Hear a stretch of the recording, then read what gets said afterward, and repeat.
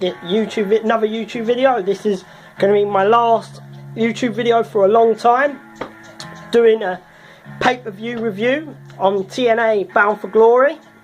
This will go on my Ben7G account, and I will also review a Ring of Honor match between the Young Bucks, the Motor City Machine Guns and the Addiction. Great match, awesome TLC match, one of the greatest I've ever seen. It's called Ladder Wars. A lot of spots, a lot of tables, a lot of chair shots, ladder moves. Very high risk manoeuvre. 5-star match, Ring of Honor on All-Star Extravaganza, the main event. Brilliant match. The Young Bucks won the Ring of Honor World Tag Team titles. Just wanted to talk about that match because it was so awesome. Briefly, I didn't watch the whole show on Ring of Honor, but I watched that match, which I was looking forward to.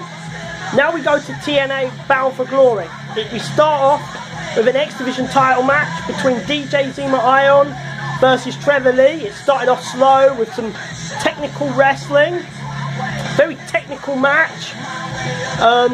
The moves, the spots, brilliant moves. DJ Z did his dive over the top rope, etc. And did a dive over the top rope. Then Trevor Lee did a suicide dive, and then DJ Z did another flip where he jumped over the middle rope. Then did like a Superman dive. Then DJ Zema Ion hit some reverse Hurricane Rana. Trevor Lee did some flop move, belly sort of move. He hit a cool German suplex where he jumped and then did a German suplex, which was a sweet move. DJ Zema Ion did a Canadian Destroyer in this match. A Canadian Destroyer which led to his finisher. And DJ Zema Ion retained the X Division title. Solid match. Great, good way to start the show. The crowd got into the match as it went on, which I really enjoyed. Then we had the 10-man Battle Royal, which we started off with Jesse Goddard and Rockstar Spud, which was okay there. We had Baron Dax get involved, and Robbie E, and Tyrus, Mahabali Shera, Braxton Stutter, all them wrestlers. Really good. I thought this was a good match. Grado got eliminated when he came straight in, got straight away eliminated, and the crowd were chanting bullshit about it. And I think at a WWE event that would have ruined the show, because I think the crowd would have lost interest after that. Poor booking. But I think the TNA crowd were more loyal to the show, and Eli Drake, there's some really good spots in this match. Less mucking about than last year's, which was better. Last year at Bound for Glory, you had the Bound for Gold. You had a lot of gimmick stuff, and Jim Ross really was correct on his broadcast with that criticism. This time, you saw proper wrestling on this one. And Eli Drake won the match, last eliminating Tyrus and Jesse Goddard, I think. Jesse Goddard. I thought it was a pretty good match. Solid, okay match here. Then we have match number 3. Match number 3 was Moose versus Mike Bennett. Quality match. Mike Bennett come out looking good, then Moose came out with all the football players intro, making it look big time, you know, trying to make the match and the show feel big time. And Moose chants, some good spots. Mike Bennett did flipped over the top rope onto the outside, onto Moose. Some very physical action. Moose went for a high risk spot as well, where he got up to the top rope, and Mike Bennett countered the move. Mike Bennett hit a pile driver, and Moose hit some really good offensive moves. It really quickened up. Very fast paced match. Really enjoyed it. I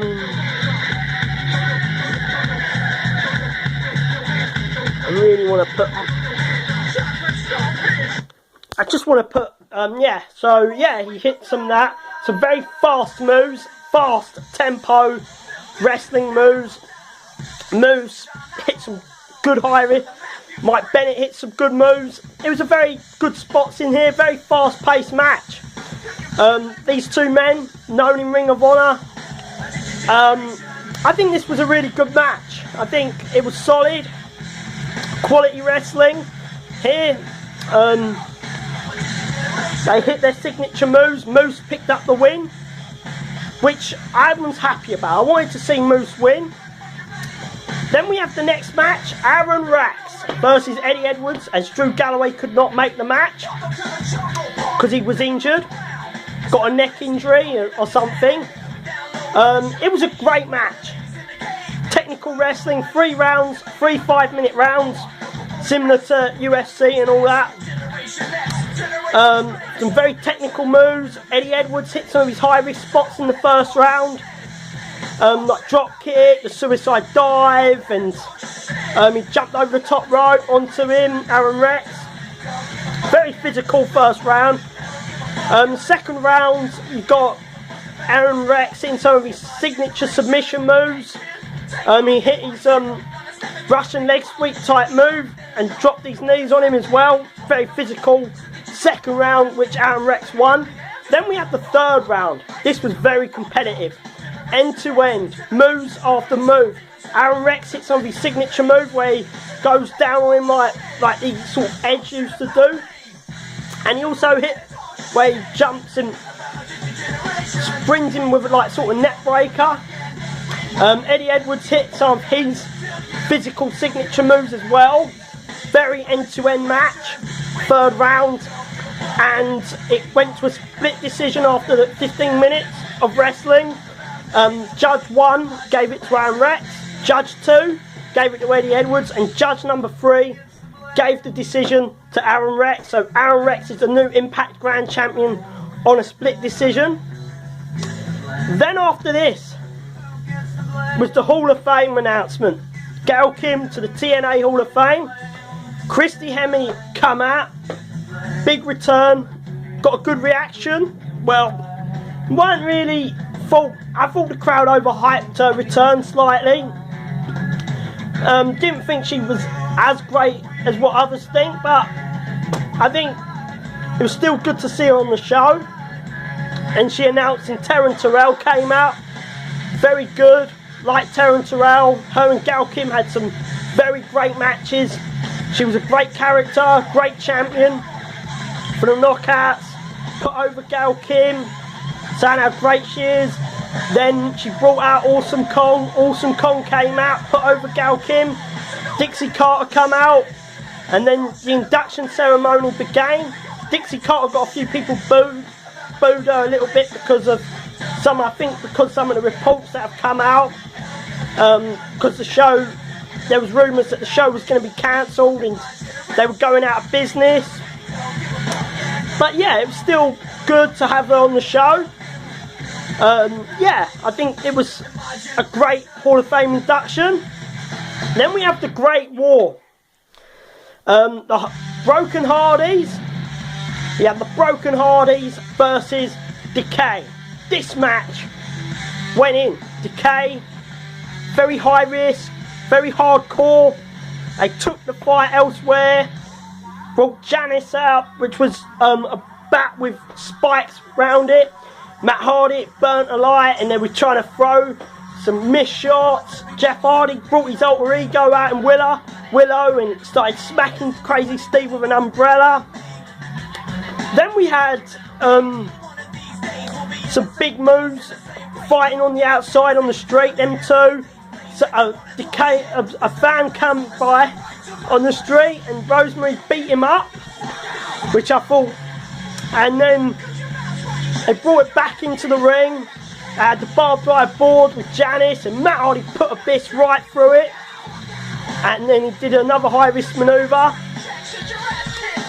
and Rosemary got put through a table by Rebby Sky, who's Matt Hardy's wife.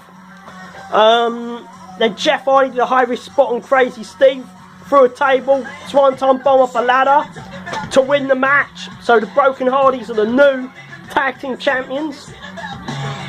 Then we go into the next match, which was Maria against Gail Kim. it was okay match, it was tolerable, not the worst match ever, but it weren't great either, so it was there, quite short match. Gail Kim won the TNA Knockouts title, which I think was a really feel-good moment, her going in the Hall of Fame to win the belt, so I was happy that Gail Kim won. Then Mike Bennett and her started complaining, saying they're going to stop the show from continuing, and then the debut of Cody Rhodes and his wife Brandy come out. They started a fight with Bennett and Maria, which will start a feud there. Really, really good. Good way to do it. So yeah, I was pleased to see that happen. Then we had the next match, which was the main event. EC3 versus Bobby Lashley for the TNA World title. Very violent, took a lot of fights on the outside, a lot of spots, like EC3 did a suicide dive, he did a frog splash. Bobby Lashley hit the Dominator, hit the spear on EC3, sort of 1%er. He did a sleeper hold eventually after a load of chair shots.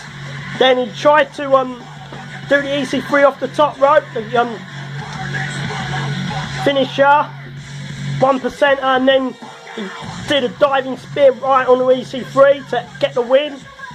Good match, quality match. I think the show overall, these are my overall thoughts, I thought it was a good show. I think the women's match, Gail Kim and Maria, wasn't really that good, honestly. Was the weakest match on the show. Then we had the Battle Royal, which was good, decent, but it weren't fantastic. Them two matches. And we had the Great War, which it's hard to really get an overall thought, like something different that you've never really seen before. So yeah, I think my rating of the pay-per-view, I'd give it 7.5. Yeah, I'll give it a 7.5, maybe an 8 out of 10 for Bound for Glory this year. That's my review. Peace.